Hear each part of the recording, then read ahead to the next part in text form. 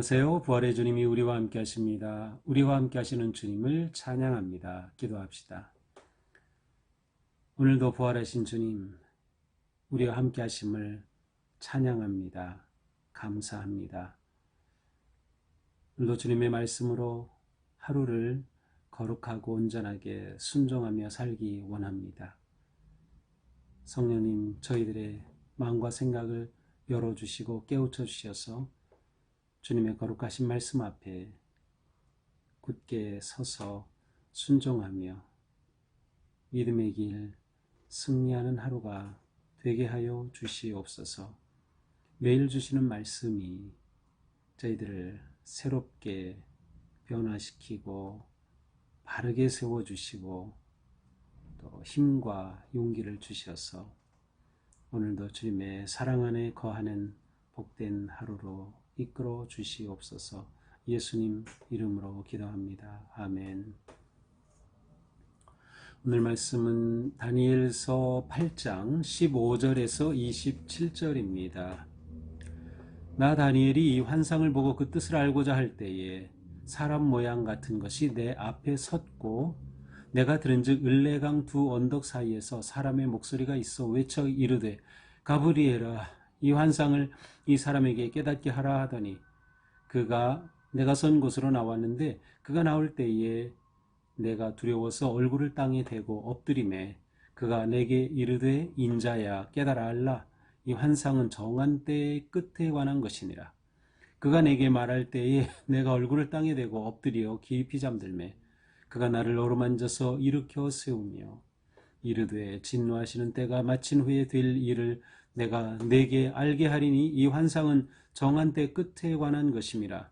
네가 본 바 두 뿔 가진 숫양은 곧 메대와 바사 왕들이요 털이 많은 숫 염소는 곧 헬라 왕이요 그의 두 눈 사이에 있는 큰 뿔은 곧 그 첫째 왕이요 이 뿔이 꺾이고 그 대신에 네 뿔이 났은즉 그 나라 가운데서 네 나라가 일어나되 그의 권세만 못하리라.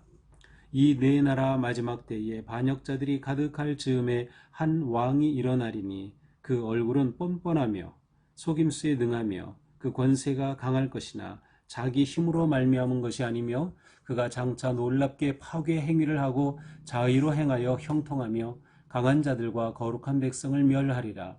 그가 꾀를 베풀어 제 손으로 속임수를 행하고 마음에 스스로 큰 체하며 또 평화로운 때에 많은 무리를 멸하며 또 스스로 서서 만왕의 왕을 대적할 것이나 그가 사람의 손으로 말미암지 아니하고 깨지리라. 이미 말한 바 주야에 대한 환상은 확실하니 너는 그 환상을 간직하라. 이는 여러 날 후의 일임이니라 하더라. 이에 나 다니엘이 지쳐서 여러 날 앓다가 일어나서 왕의 일을 보았느니라. 내가 그 환상으로 말미암아 놀랐고 그 뜻을 깨닫는 사람도 없었느니라. 아멘. 이제 어제 본문에서는 다니엘이 환상을 보았는데 한 숫양 그리고 다음에 나타난 숫염소의 환상을 보았죠. 근데 이번 환상에서도 다니엘이 그 뜻을 몰랐어요. 그래서 그 뜻을 알고자 하는 그러한 간절한 마음을 가지고 있는데 문득 사람 모양 같은 어떤 존재가 그 앞에 섰습니다. 그런데 말을 하는 것입니다. 무슨 말을 하나 들어보니까 지금 다니엘은 어디 있어요? 을레강가에 있다고 그랬죠. 그 언덕 사이에서 사람 목소리 같은 것이 들리는 거예요. 그러면서 가브리엘아 이 환상을 이 사람에게 깨닫게 하라는 음성이 있었어요. 그러니까는 다니엘이 이 환상을 본 후에 이 뜻을 알고자 하는 그런 간절한 마음이 있을 때 사람의 목소리, 이 사람의 목소리를 어떤 자는 하나님이라고 보기도 하고 하나님의 음성, 또 어떤 사람은 그냥 천사의 음성이라고 합니다. 하나님의 음성이라고 하면 하나님께서 가브리엘 천사에게 명령해서 이 다니엘에게 이 뜻을 깨닫게 하라고 하는 것이고, 그냥 천사의 음성, 천상의 어떤 음성이라고 하면 그것은 아마 천상의 존재들 사이에 가브리엘에게 이 소식을 전하도록 바로 이 환상의 의미를 깨닫게 하도록 이야기한 그러한 내용으로 볼 수 있어요. 자, 그래서 이 가브리엘이 다니엘이 있는 곳으로 왔습니다. 그런데 그가 나올 때에 가브리엘이 다니엘에게 올 때에 다니엘은 두려워서 얼굴을 땅에 대고 엎드리매 그가 다니엘에게 이르러서 인자야 깨달아 알라 이 환상은 정한 때에 관한 것이니라 이렇게 말하는 것입니다. 자, 이 가브리엘의 임재는 하나님의 임재와 같죠. 왜냐하면 하나님의 사신과 같이 와서 다니엘에게 그 뜻을 풀어주는 것이니까요. 그러니까 누구든지 하나님의 거룩하신 임재 앞에서는 그 신적 경험의 충격에 사로잡힐 수밖에 없어요. 그래서 그는 두려워서 얼굴을 땅에 대고 엎드릴 수밖에 없어요. 지금 누구나 하나님의 임재하심 앞에 보일 수밖에 없는 그러한 모습입니다. 그렇게 엎드리자 인자야 깨달아 알라 이 환상은 정한 때의 끝에 관한 것이라. 자, 정한 때라는 것이 뭐세요? 지금 이제 하나님의 백성들에 대한 박해가 있고 이 세상의 그 왕들이 일어나서 교만하게 하나님의 백성들을 억압하면서 또한 그 바로 어제 본문에서는 무엇이었어요? 그 에피파네스라고 하는 그 왕으로 추정되는 그자가 이 예루살렘 성전을 완전히 예배를 하지 못하도록 제사를 할 수 없게 또 성전을 오염시키는 그러한 그 일이 있었죠. 바로 이러한 것에 이제 마지막 끝에 관한 것이라. 그 때에 관해서 이제 보여준 것이 바로 이 환상이라는 것입니다. 그가 내게 말할 때에 내가 얼굴을 땅에 대고 엎드려 이렇게 그 신적인 존재 앞에 충격을 받고 땅에 엎드려 깊이 잠들었어요. 깊이 잠들었다는 것은 일종의 그 어떤 혼수 상태와 같은 그러한 상태에 빠진 것이죠. 그렇게 된 후에 이 가브리엘이 다니엘을 어루만지면서 일으켜 세웁니다. 그리고서 말해 줍니다. 진노하시는 때가 마친 후에 될 일을 내가 내게 알게 하겠다. 진노하시는 때 그렇습니다. 하나님께서 진노하시는 때가 때에 있을 일, 여기서 때가 마친 후에 될 일 이렇게 되어 있는데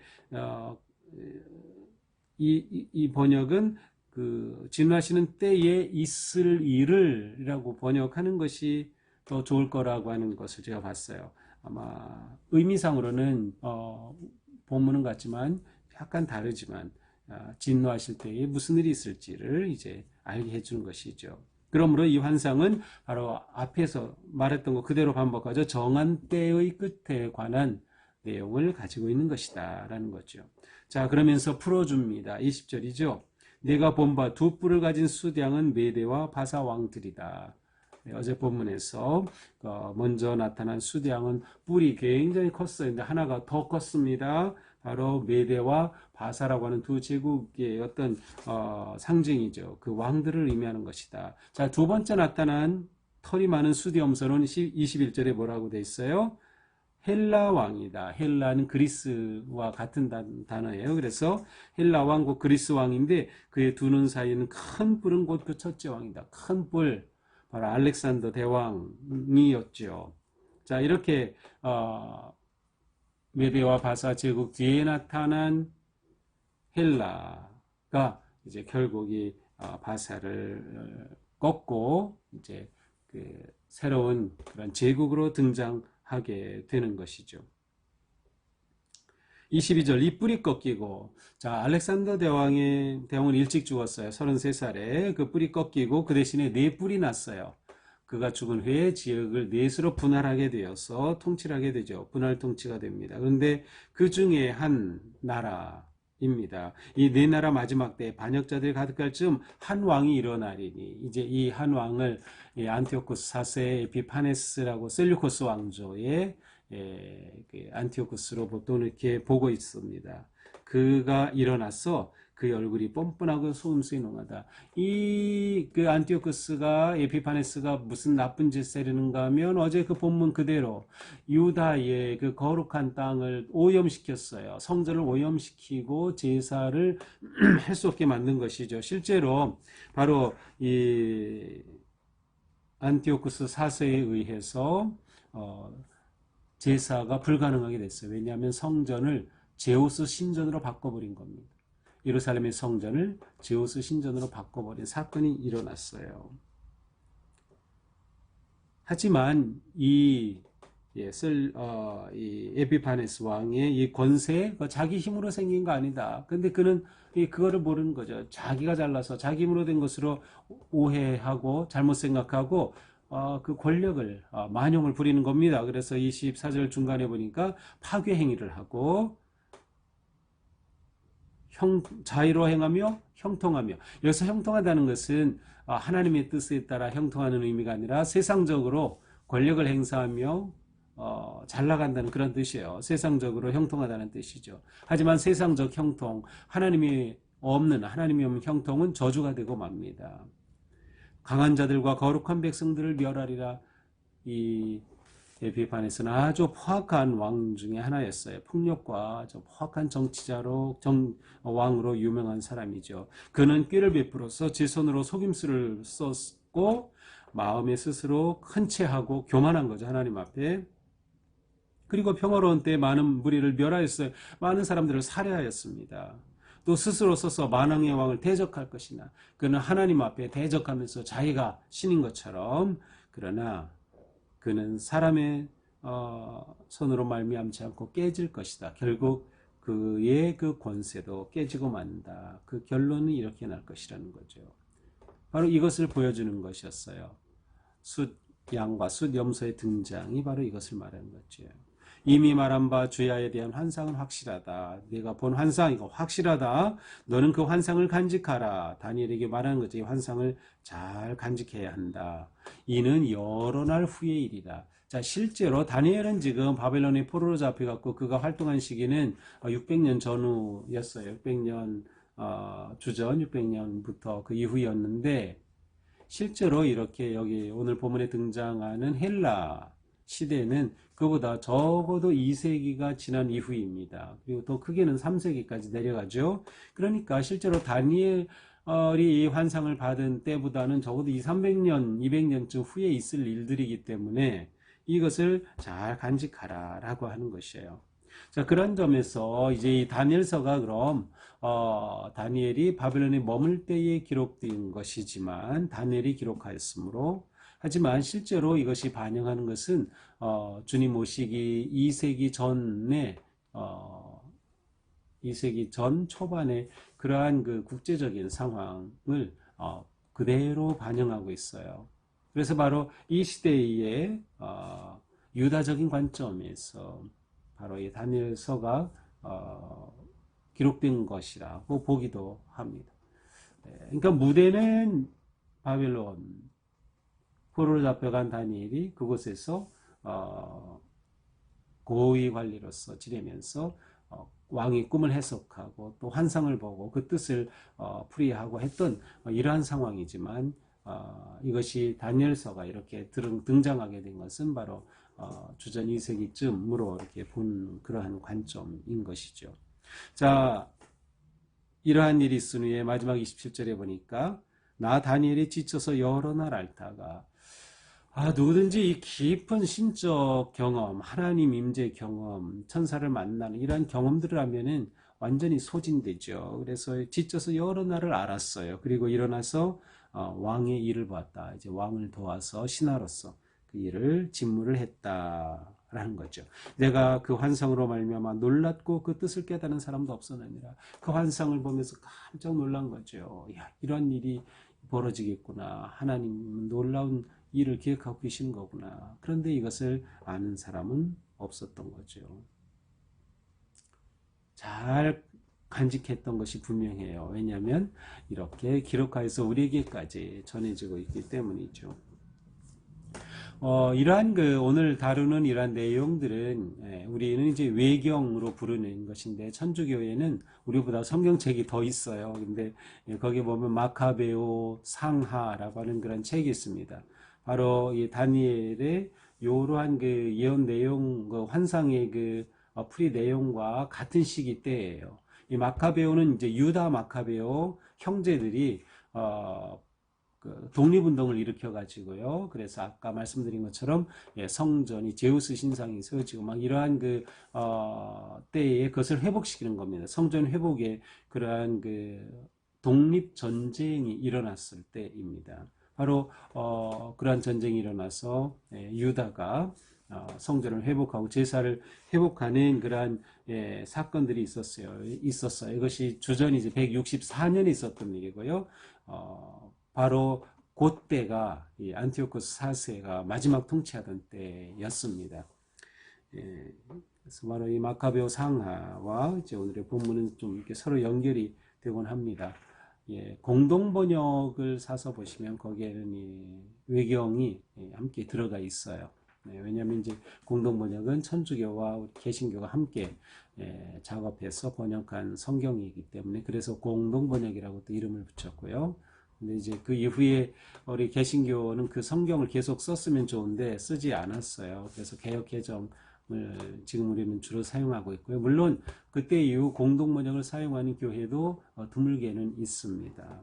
또 그 이후에 또 이제 새 번역이 또 새로 나와서 우리는 이제 새 번역을 보고는 있지만 천주교는 이 공동 번역했던 것을 그대로 가지고 있으면서 다시 또 그들이 재번역을 해서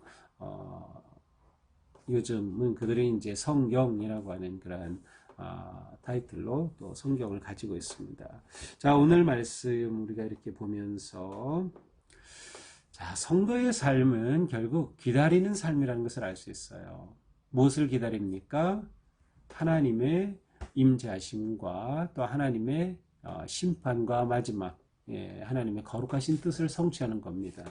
오늘 말씀을 통해서 하나님은 이미 정한 때를 두고 계셨고요. 하나님의 시간에 따라 지금 진행되고 있다는 것을 보여줍니다. 결국 하나님이 역사의 주인이 되시고 열왕의 왕이 되시기 때문에 지금 우리가 위기와 고난과 어려움 가운데 있다 하더라도 우리는 기다릴 수 있는 겁니다. 신앙의 삶은 사실 기다림의 삶이라고 할 수 있습니다. 하나님의 승리의 때를 우리는 믿고 기다릴 수 있는 것이죠. 이런 상황에서 무엇이 중요합니까? 믿음이 절대적으로 중요합니다. 하나님이 승리하신다는 믿음, 하나님이 통치하신다는 믿음, 하나님이 약속대로 마침내 오셔서 역사를 심판하신다는 그런 믿음이 우리에게는 필요하죠. 하나님의 주권에 대한 믿음이 있을 때 우리는 어떤 상황에서도 우리 믿음을 지키며 또한 인내할 수 있는 것입니다. 더 나아가서 우리는 이러한 하나님을 신뢰하기 때문에 또한 최후의 승리를 믿기 때문에 지금 우리는 깨어 있어 준비하는 겁니다. 주님의 오실 그때를 준비하는 거죠. 최후의 승리의 그 순간을 준비하는 것입니다. 그것을 위해서 미리 보여주시는 거죠. 그때를 위해서 다니엘에게 하나님은 환상을 통해서 깨우쳐 주시는 것입니다. 하나님께서는 다니엘을 어루만져 주시고 그를 일으켜 주시면서 그때를 대비하도록 하시는 거죠. 그래서 이제 내일 이제 본문에 보면 다니엘의 기도가 나옵니다. 이제 바로 지금은 어떠한 순간인가, 지금이 어떤 위치에 있는지 다니엘은 깨닫게 되면서 다니엘의 깊은 기도가 내일 본문인 것을 볼 수 있어요. 다니엘은 이러한 말씀을 받고 이런 환상의 뜻을 깨닫게 되면서 그는 여러 날을 앓을 정도로 아주 그 하나님의 말씀과 영광의 깊은 무게를 받았던 것이죠. 결국 이것은 다니엘이 바로 이것을 간직하고 전해야 할 그러한 사명자로서 세워진 그러한 모습이라고 할 수 있습니다. 우리의 삶은 최후의 승리와 영광을 바라보는 삶입니다. 그래서 우리는 어떤 상황에도 결코 굴하지 않습니다. 어떤 상황에도 결코 포기하지 않습니다. 비록 우리는 어려움을 겪고 아픔을 겪고 고통과 위기를 만나지만 우리는 결코 포기하지 않는다. 승리하시는 하나님에 대한 믿음과 신뢰 속에서 우리는 끝까지 참고 견디면서 주님과 함께 승리의 길을 향해 나아가게 되는 것이죠. 그러니 오늘도 우리의 삶이 어떤 위기, 어떤 어려움이 있다 하더라도 그것으로 인해 낭망하지 않고 끝까지 주님을 의지하며 믿음으로 이겨 그 영광의 날 바라보는 우리 모두가 될 수 있기를 축복합니다. 기도하겠습니다. 주님 감사합니다. 저희들은 최후 승리와 영광을 믿습니다. 주님께서 온 우주 만물을 통치하시며 모든 권력을 주장하심을 믿습니다. 지금 저희들이 처한 위기, 어려움, 상황에도 불구하고 저희들은 결코 포기하지 않으며 주님을 의지하고 신뢰함으로 끝까지 인내하여 승리의 기쁨을 누릴 것을 믿고 기대합니다. 주님, 저희들을 잡아주시고 세워주시고 또 말씀으로 더욱 든든하게 설 수 있도록 인도하여 주시옵소서. 우리 모두 주님의 그 최후의 승리의 영광을 누리게 하여 주시옵소서. 예수님 이름으로 기도합니다. 아멘. 네, 오늘도 주님의 은혜 안에서 우리의 삶이 승리의 길로 다음대에 나가는 복된 하루가 되기를 축복합니다. 사랑합니다.